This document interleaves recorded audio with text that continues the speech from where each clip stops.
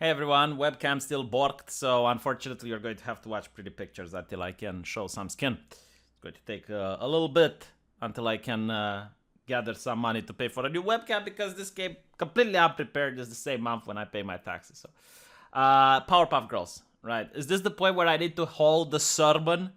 The sermon complaining, oh, why can't Hollywood make new IPs? It's not that this is yet another CW reimagining of a old TV show.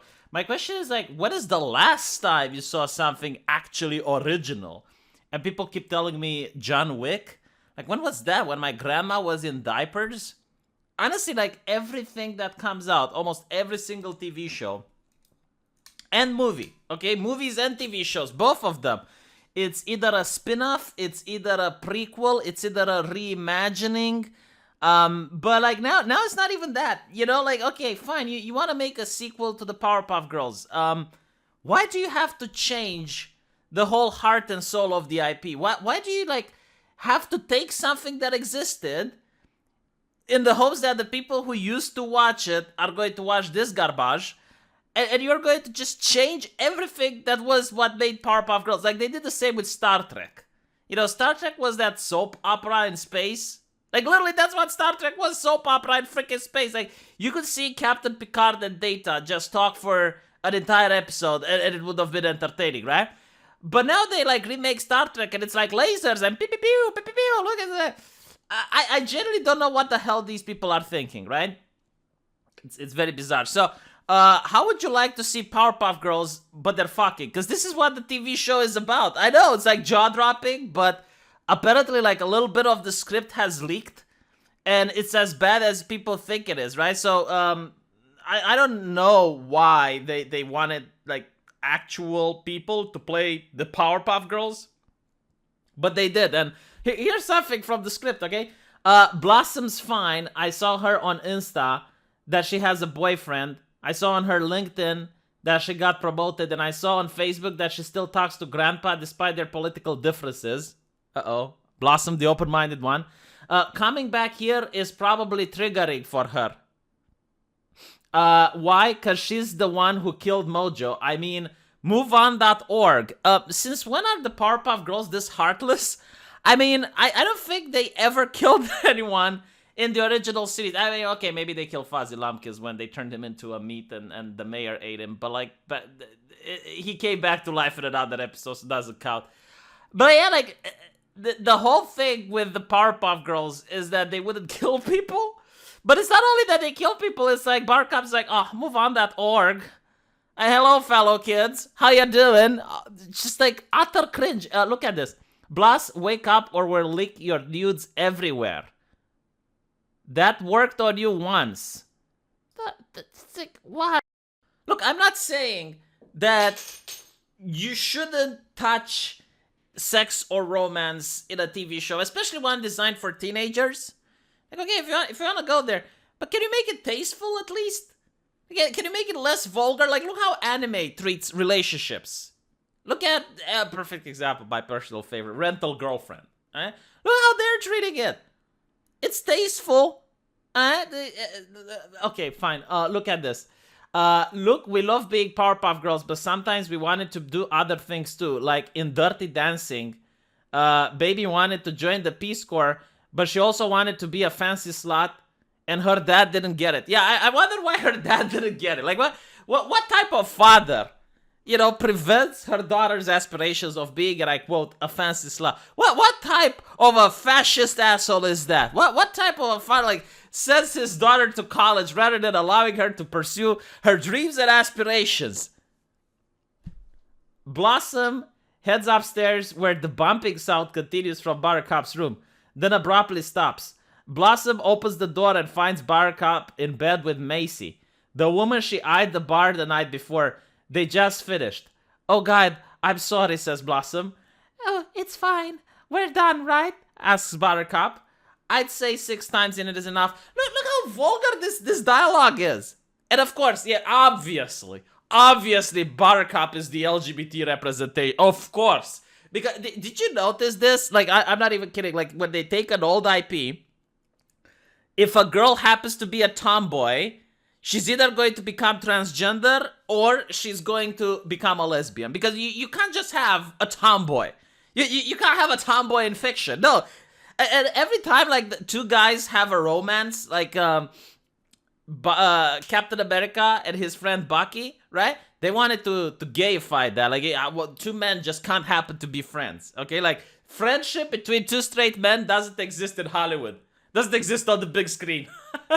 Oh, don't even get me started with Sam and Dean. Like, that's dangerous waters, my friend. That the shipping community is all up in arms about that. Like, apparently, two men can't even be brothers.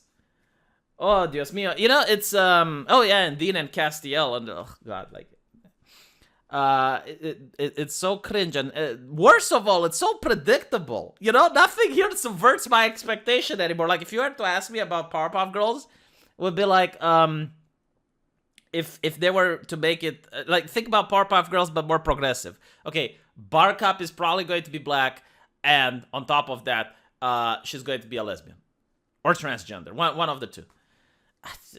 And by the way, like, if you are ever wondering how progressives do comic books and movies, I had another part of the script where they're putting the casting choices, right? So when they're doing the casting choices, like open ethnicity Buttercup can be any ethnicity, and she's like LGBT representation, show regular.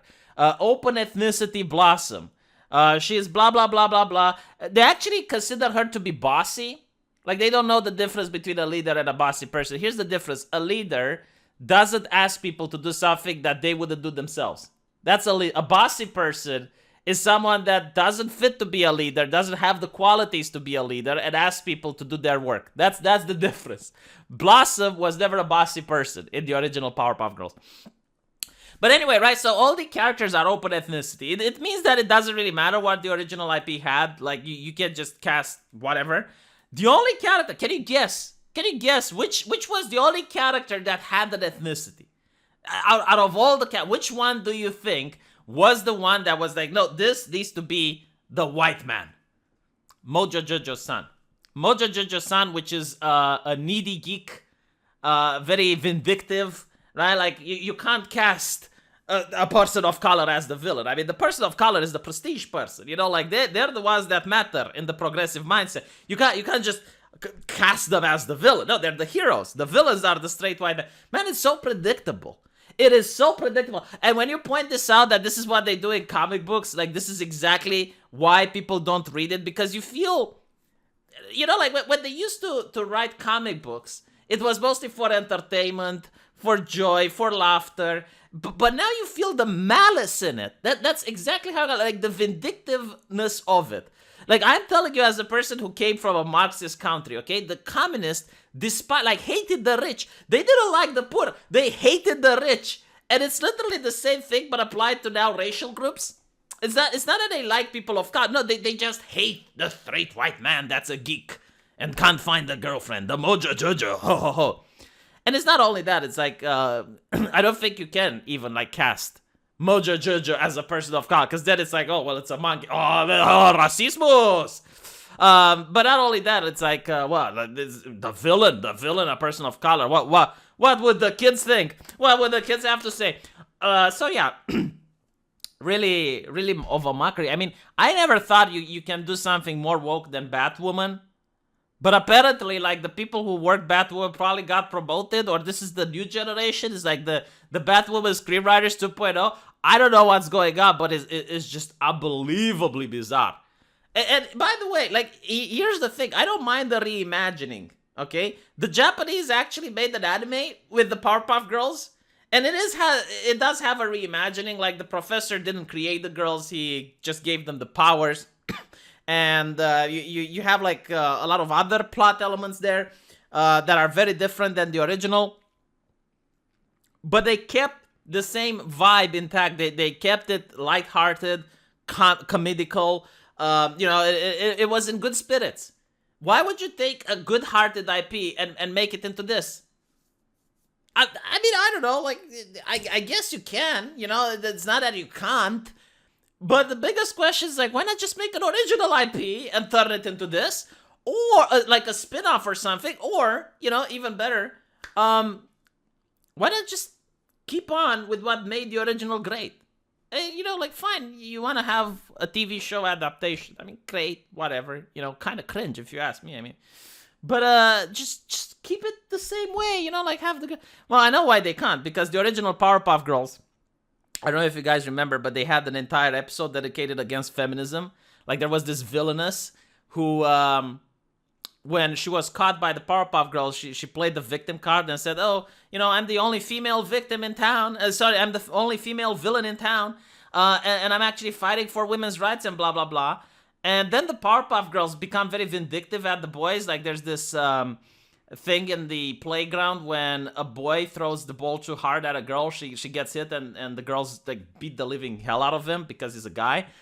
And towards the end of the episode, like all the women in town, the Miss Vellum and the teacher and a policewoman, they say, "Oh yeah, you know, like this feminist, you know, she claims she's the only female victim and she claims about women, but she didn't care about us when she attacked us. Like she only cares about the money."